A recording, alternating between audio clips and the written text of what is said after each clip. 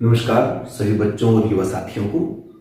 आज हम भारतीय संविधान की एक महत्वपूर्ण विषय पर बात करने वाले हैं और वो विषय है प्रस्तावना।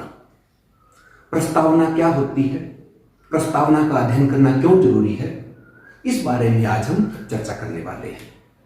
जैसा कि आप सबको पता है, भारतीय संविधान बहुत विस्तृत रूप में है, बहुत बड़े आकार में है।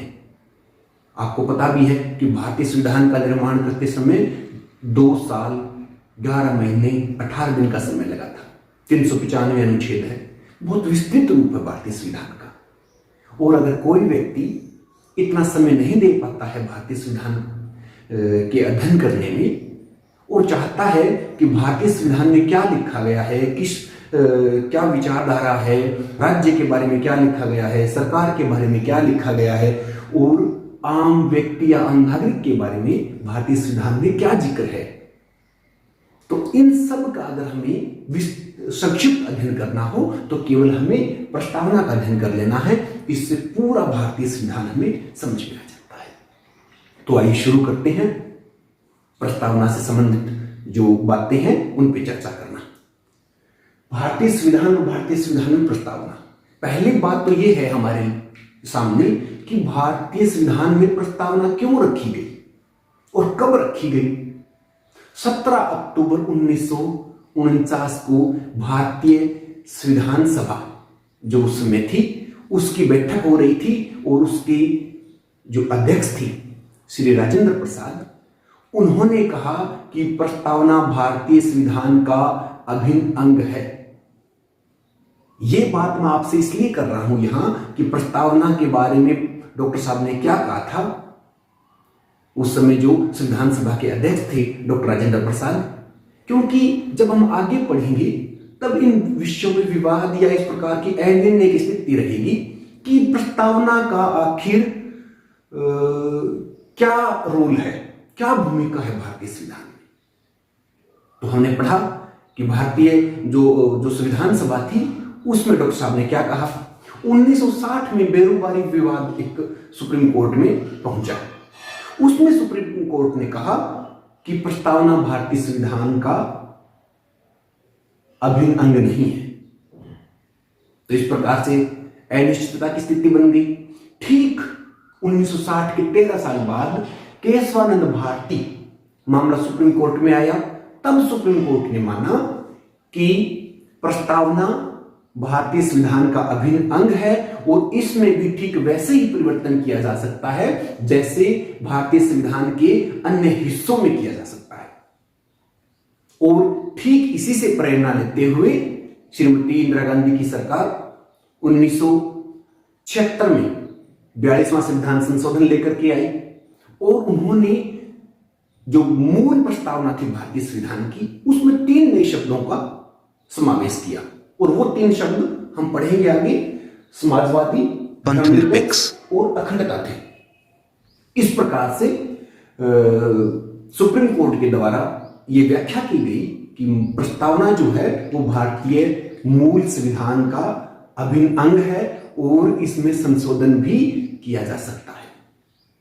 ये कुछ बातें थी जो प्रस्तावना के बारे में हमें बतानी थी आपको। हाँ, एक बात और महत्वपूर्ण है कि क्यों प्रस्तावना रखी गई, प्रस्तावना की जरूरत क्यों महसूस हुई हमारे संविधान निर्माताओं को।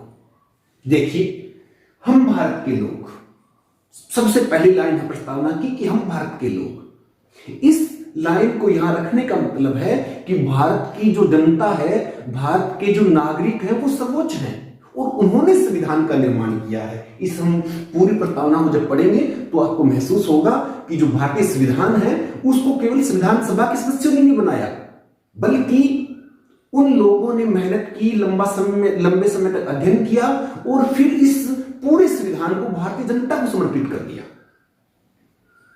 तो इस प्रकार से उन्होंने भारतीय जो जनता है उसको संविधान के साथ जोड़ने में, संविधान के साथ लगाव उनका स्थापित करने के लिए इन्होंने लिखा कि हम भारत के लोग और भारत के लोगों को संविधान में सर्वोच्च शक्ति माना है। इस बारे में ये पूरी प्रस्तावना है और इसका हम अध्ययन करने वाले हैं। क्या लिखा है, शुरू करते हैं। हम भारत के लोग भारत को एक संपूर्ण प्रभुत्व संपन्न, कि हम भारत के लोग, भारत की जनता भारत को एक संपूर्ण प्रभुत्व संपन्न, प्रभुत्व क्या होता है? जो खुद प्रभु हो, जो खुद भगवान हो। भारत की जनता या भारत की जो सरकार है वो भारत के बारे में फैसले लेने के लिए पूर्ण रूप से स्वतंत्र है, चाहे वो आंतरिक फैसले हो चाहे बाहरी फैसले हो। जिस प्रकार से भगवान होते हैं और भगवान सर्वोच्च होते हैं, हम ये मानते हैं। तो वही शब्द यहीं से लिखा प्रभुत्व। तो भारत की जनता है या भारत की सरकार है, वो भारत के बारे में अच्छा या बुरा जो भी फैसला लेगी वो लेने के लिए स्वतंत्र है। किसी भी देश, दूसरे देश के दबाव में आके हम फैसले नहीं लेंगे। तो इसलिए लिखा हमने कि भारत को एक संपूर्ण प्रभुत्व संपन्न समाजवादी व्यवस्था, जहां सब वर्ग समान हो, सब वर्गों के लिए समान रूप से विकास कार्य किए जाएं। पंथ निरपेक्ष, यहां एक बात और आपको नोट रखनी है कि भारतीय जो संविधान निर्माता थे हमारे, उन्होंने धर्मनिरपेक्ष शब्द का यूज नहीं किया, पंथ निरपेक्ष शब्द का यूज किया है। क्योंकि पंथ एक पद्धति है, रीति रिवाज है, या जो पूजा की विधियां हैं वो अलग अलग है। और भारतीय संविधान कहता है कि भारत की कोई भी स्पेशल विशेष पूजा पद्धति नहीं है। यहां के जो जितने लोग हैं वो सारे स्वतंत्र हैं अलग अलग प्रकार से पूजा या उपासना करने की। लोकतंत्र प्रणाली भारत में अपनाई जाएगी, लोकतंत्र के माध्यम से शासन चलेगा। गणराज्य का मतलब क्या है? भारत एक गणराज्य है। इसका तात्पर्य ये है कि भारत का जो सर्वोच्च पद यानी राष्ट्रपति का जो पद है वो वंशानुगत नहीं है। यहां राजा का बेटा राजा नहीं बनता। यहां चुनाव के माध्यम से राष्ट्रपति का जो पद है, चाहे वो अप्रत्यक्ष रूप से हम चुन रहे हैं, लेकिन हमारे चुने हुए प्रतिनिधियों द्वारा राष्ट्रपति का चुनाव होता है। इसलिए भारत एक गणराज्य है तथा उसके समस्त नागरिकों को सामाजिक, आर्थिक और राजनीतिक न्याय, यह लिखा हुआ है भारतीय संविधान में। भारतीय संविधान में इसका जोर शोर से जिक्र है कि भारत के जितने भी नागरिक हैं, भारतीय जो जनता है, उन सबको सामाजिक रूप से, आर्थिक रूप से और राजनीतिक रूप से न्याय मिलेगा। और अगर उनका कहीं पर भी उनके न्याय का हनन होता है, शोषण होता है, तो उसके विरुद्ध अपील करने का या उसके विरुद्ध कोर्ट में जाने का हर एक व्यक्ति को अधिकार है। विचार, अभिव्यक्ति, विश्वास, धर्म और उपासना की जो जितने व्यक्ति है, जनता जो है भारतीय, उन सबको अपने विचार रखने की छूट है, आजादी है। अभिव्यक्ति, अपना जो चिंतन है, अपनी जो बात रखनी है, उसकी आजादी है। विश्वास का मतलब क्या मानना है, क्या नहीं मानना, भगवान को मानना है या नहीं मानना, कौन से भगवान को मानना है। और इसमें नास्तिक जो लोग हैं उसका भी आदर है। विश्वास आप कर लोगे या नहीं करोगे वो आप पे डिपेंड है, आपकी पूरी उसमें सहमति होगी। धर्म, आप कौन सा धर्म का पालन करना चाहते हो, किस धर्म के आप अनुयायी बनना चाहते हो, आप बिल्कुल स्वतंत्र हो। उपासना और पूजा जो पद्धति है, आपको जो ठीक लगे उसकी आप आराधना कीजिए, पूजा कीजिए, की स्वतंत्रता रहेगी। इसके बाद में प्रतिष्ठा और अवसर की समानता, दो प्रकार की समानता भी भारतीय संविधान में, या हम कहेंगे प्रस्तावना के माध्यम से भारतीय संविधान में जो लिखा गया है उसका जिक्र किया गया है कि प्रतिष्ठा और अवसर की समानता, कि भारत के प्रत्येक व्यक्ति को प्रतिष्ठा के साथ जीवन और इज्जत के साथ जीवन जीने की आजादी है। अवसर की समानता, जितने भी भारत में अवसर पैदा होंगे, सब लोग जो हैं, भारतीय जनता उनमें भागीदारी कर सकती है और अपनी प्रतिभा के अनुसार हर एक अवसर पाने का अधिकार रखती है।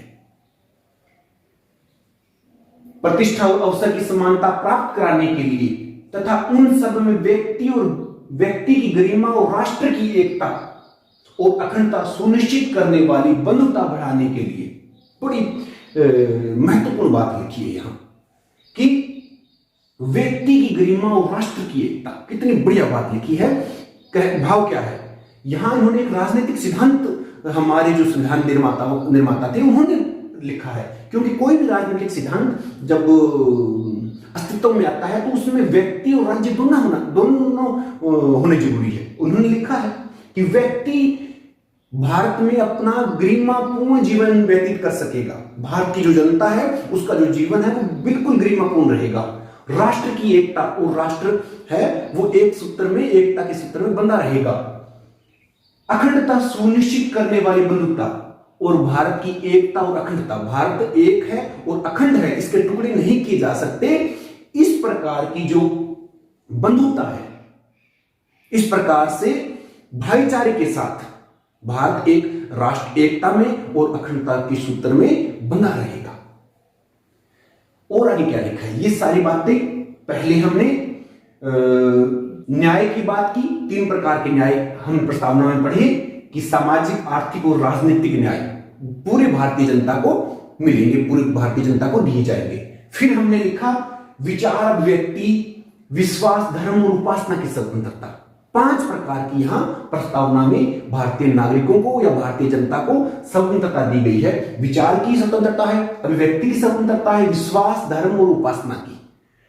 फिर 2 प्रकार से समानता के अवसर दिए गए हैं, प्रतिष्ठा में, इज्जत में, मान में, सम्मान में, और अवसर की समानता। और जो अवसर की समानता है वो सबके लिए बराबर रहेगी। फिर हमने लिखा कि भारत में व्यक्ति की गरिमा महत्वपूर्ण है। भारत में भारतीय संविधान के अनुसार व्यक्ति की जो गरिमा है वो महत्वपूर्ण है। राष्ट्र की एकता और अखंडता बनाए रखने के लिए सारे भारतवासी भाईचारे के साथ, बंधुत्व की भावना के साथ मिलजुल कर रहेंगे। फिर क्या लिखा, ये दृढ़ संकल्प होकर अपनी इस विधानसभा में सब भारतीयों, ये जो शब्द कहे हैं वो पूरे भारतीयों के द्वारा कहे गए हैं। और क्या लिखा है कि हम सब ने जो ऊपर ये बात लिखी है इसको दृढ़ संकल्प होकर के पूरे मन से, पूरे आत्मा के साथ इस विधानसभा में कब हमने इसको स्वीकार किया, 26 नवंबर 1949। आगे लिखा है मिति मार्गशीर्ष शुक्ला सप्तमी संवत 2006 विक्रम में। पूरी डेट के साथ, तारीख के साथ व्याख्या है कि कब हमने इसको स्वीकार किया। और क्या लिखा, को एक द्वारा, हमारे स्वयं के द्वारा इस विधान को अंगीकृत, स्वीकार करते हैं। अंगीकृत मीन्स अधिनियमित, हम पे ये अब लागू हो, और आत्मार्पित, और हम मन से इसको स्वीकार करते हैं। इस प्रकार से ये प्रस्तावना है और इसका वर्णन हमें संक्षिप्त रूप में भारतीय संविधान का जो मूल भावना है उसको हम समझ लेते हैं। अगर हमने प्रस्तावना को समझ लिया तो बहुत ज्यादा बड़ी बातें नहीं है, लेकिन थोड़े से शब्दों में पूरे भारतीय संविधान की व्याख्या की गई है। और मैं उम्मीद करता हूं आप सबसे कि आपको जितना ये मैंने बताया है समझ में आया होगा। जो 6ठी क्लास से 12वीं क्लास की एनसीईआरटी बुक्स है उनके 2nd पेज पे ही प्रस्तावना, हर एक बुक में 2nd पेज के ऊपर प्रस्तावना का जिक्र किया गया है। तो आप जितने बच्चे हो या युवा साथी या अध्यापक जो भी ये वीडियो देख रहे हैं या मेरी बातें जो सुन रहे हैं, मैं उम्मीद आपसे ये करूंगा कि जब भी आप नेक्स्ट टाइम अपने क्लास में जाओ तो इस प्रस्तावना के बारे में अपने बच्चों से जरूर बात करें। उम्मीद है आपको ये प्रस्तावना समझ में आई है। आपका बहुत बहुत